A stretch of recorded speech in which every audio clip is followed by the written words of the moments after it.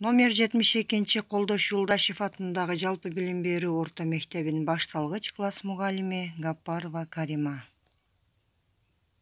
3-класс үчүн математика сабагы. Сабактын темасы мисал иштөө.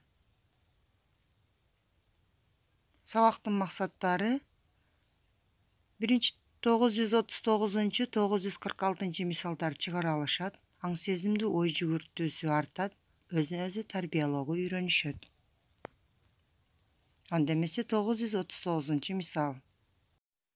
Сары 15 яшикте 12 килограммдан конфет салынган.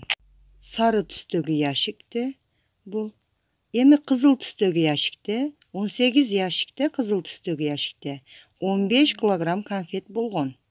Эми биз табышыбыз керек. Алардан 83 килограмм конфет сатылган.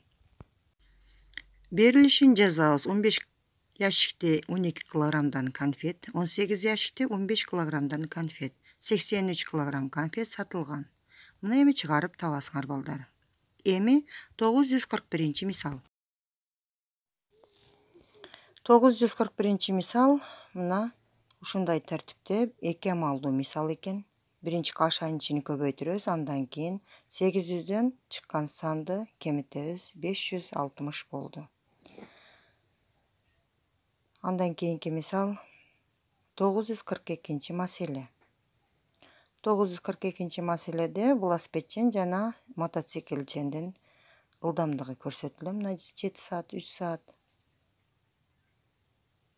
Эми алардын велосипедчен саатына 12 килограмм жол жүрөт экен, мотоциклсен 47 килограмм жол жүрөт экен. Кимиси ашыкча жол жүргөн.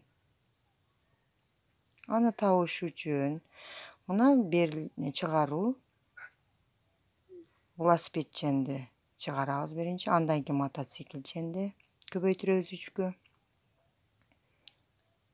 Жообу 57 километр мотоциклчен ашчу.